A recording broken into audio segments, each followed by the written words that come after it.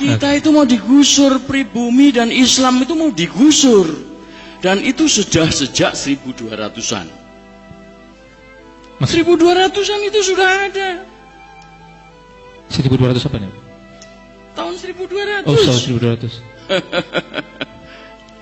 Jadi sejak Kertanegara, sejak dikirimnya Mengci, lalu dipotong telinganya sama Kertanegara, itu indikasi Cina mau menjarah Indonesia, mau menguasai Indonesia, itu Nusantara itu sudah ada. Bagaimana Raden Wijaya menggempur mereka 40.000 pasukan Tartar, gabungan Cina sama Mongol, ketika mau setelah itu mendirikan Majapahit, itu sudah ada. Jadi ini semua itu adalah rekayasa. Dan rekayasa itu kembali sebelumnya lah. Jepang itu, atau pertanyaannya, kenapa Indonesia yang mau dicaplok gitu kan? Kenapa tidak Malaysia? Kenapa tidak Thailand? Kenapa tidak yang lain gitu kan? Jadi ini Indonesia itu memang sudah rencana, bukan soal karena masalah global, bukan. Itu hanya aksesoris. Ya salah analisis saya kira. Yang mau dicaplok itu memang Indonesia. Jadi Jepang itu mengatakan negara yang kaya raya begitu kok kemudian didiamkan saja. Kalau gitu kita manfaatkan. Itu kata-kata itu kemudian diambil alih oleh Panglima Angkatan Laut Jepang dengan semboyan mendirikan Asia Timur Raya. Dan Jepang itu masuk ke Indonesia itu persis seperti yang dibikin oleh Jokowi dengan tol laut serta poros maritimnya. Jadi Jokowi itu membuka diri. Ya Cina sama aja. Betul. Dan ini sudah dimulai sejak sebelum tahun 60.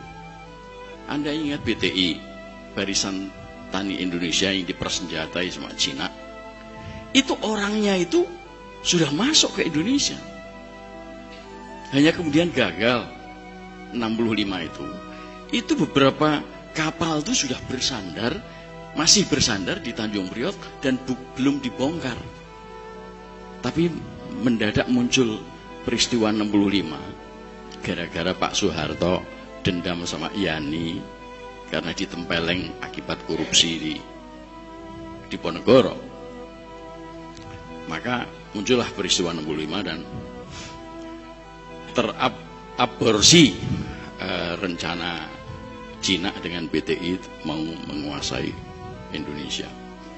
Tetapi Cina-Cina ini dari dulu sampai sekarang yang modelnya kayak Ahok itu, ya, untuk menghadapi Kalijodo kan dia kumpulkan ada Pangdam, ada Panglima Kostrad, ada Danjen Kopassus, ada Lanut dan Lanut Halim, kemudian ada Kapolda. Cara mereka begitu mendekati penguasa, khususnya TNI, ABRI. Pak Harto juga begitukan oleh si SES, si Limpian Kun, Limpian Ki dan yang lain-lain itu. Dan rencana mereka memang jelas, mau menggusur pribumi dan Islam, mau menjadikan Indonesia jadi Singapura. Itu sudah jelas. Apa yang mereka lakukan sekarang ini persis dengan apa yang dilakukan oleh Israel di Palestina. Persis menguasai industri, menguasai ekonomi. Habis itu menguasai wilayah. Dan Jawa Barat itu kenapa ada kereta api cepat dan lain sebagainya? Itu karena Jawa Barat itu orang-orang Sunda. Itu suku Sunda itu nomor 2 di Indonesia. Nomor pertama adalah Jawa. Nah, Cina ini pengen menjadi nomor 2-nya. Jadi Jawa Barat harus dihabisi dulu, dikuasai dulu. Dan kereta api cepat itu merupakan tonggak sejarah hegemoni Cina di Indonesia. Dan itu tanahnya sudah disiapkan semua. Cikarang, ya,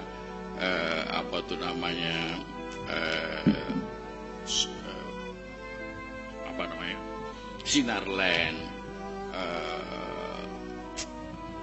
Sumarekon, ya. Itu semua sudah disiapkan. Jadi ini memang begitu. Kenapa tiba-tiba Jokowi memaksakan itu? Ya karena itu. Dan di UI kan tanggal 27 Februari tahun lalu Didekatkan. sudah disampaikan bahwa ada 10 juta orang Cina untuk masuk ke Indonesia. 10 juta. Nah, itu berupa buruh-buruh, sekarang sudah ratusan ribu masuk ke Indonesia, ya. Di Banten, bahkan di Irian Jaya bikin pabrik serta sawah. Itu orang-orang Cina. Jati Gede, ya. Dan itu Sumedang, Majalengka sampai ke Kuningan tuh sudah disiapkan dengan industrial estate. Si siapa namanya, anaknya Mohtar itu Jim Sriadi sudah menggalang dana untuk membuat pangkalan udara di Majalengka serta peti kemas di Cirebon, ya. Oh, itu semua rekayasa, bukan sekedar rencana. Jokowi itu rencana, termasuk rencana. Kenapa Jokowi? Artinya begini. Pertangan asing juga besar, asingnya. Jadi Pak Harto harus jatuh, itu Amerika. Bill Clinton datang ke Indonesia 94, minta tolong sama Jim Sriadi supaya Pak Harto digulingkan. Akhirnya terguling juga, ya. Dan kalau Anda lihat konstitusi kita, kenapa Habibie tidak bisa sampai 2003? Karena dia menggantikan Pak Harto kan, sesuai dengan konstitusi kita sampai 2003. Tapi kenapa ada pemilu 99? Itu bagian daripada rekayasa. Kenapa Undang-Undang Dasar 45 harus diubah? Itu rekayasa mereka, bagian daripada rekayasa mereka. Karena pasal 6 antara lain menyebutkan calon presiden harus pribumi asli dihapus. MPR dimandulkan sehingga tidak ada lembaga tertinggi negara, ya. Pasal 33 diubah sehingga menjadi kapitalis neoliberalis. Itu semua adalah bagian daripada rekayasa asing dan asing. Megawati ketika menjual Jokowi, ya, dari Juanda, Surabaya menuju ke Manila, ketemu John Kerry, ya. Lalu berangkat ke Beijing ketemu sama Xi Jinping, lalu berangkat ke Washington bersama-sama dengan Yusuf Kala yang sedang umroh dipanggil ke sana. Apa yang dia lakukan? Dia menyerahkan proposal referendum di Papua untuk Amerika. Itu kira-kira bulan Agustus. Bulan September ada konferensi di Melbourne, Australia. Seorang tokohnya referendum Timor Timur, Damien Kingsbury, mengatakan saya sudah mendapat proposalnya Pak Jokowi tentang referendum di Papua. Artinya apa? Sama seperti Timor Timur, begitu ada referendum, begitu Papua hilang. Lalu Bappenas didanai sama Amerika, membuat master plan percepatan ekonomi Indonesia, ya, MP3EI, ya. Dan kenapa Indonesia dibagi menjadi 6, ya, 6 koridor, ya. Lalu muncullah rumor. Karena apa? 6 wilayah itu mirip dengan 6 wilayah Yugoslavia yang kemudian sama Bros Tito disatukan menjadi Yugoslavia. Sekarang dipecah lagi menjadi 6, ya, antara lain lewat perang Bosnia, Herzegovina dan Serbia. Pecah menjadi 6. Nah, muncullah istilah balkanisasi. Indonesia juga begitu, kebetulan juga 6 juga, ya kan?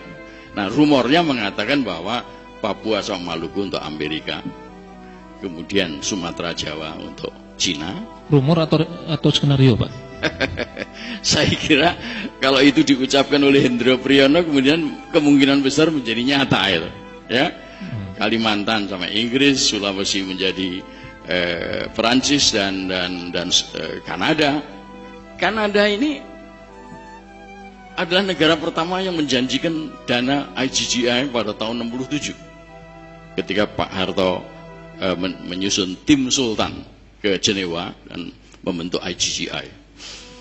lalu Nusa Tenggara Barat, Nusa Tenggara Timur dan Bali itu Australia dan New Zealand. Jadi udah lengkap kira-kira. Tidak berarti mesti harus mereka itu menjadi negara-negara tersendiri yang lalu dikuasai mereka, bukan.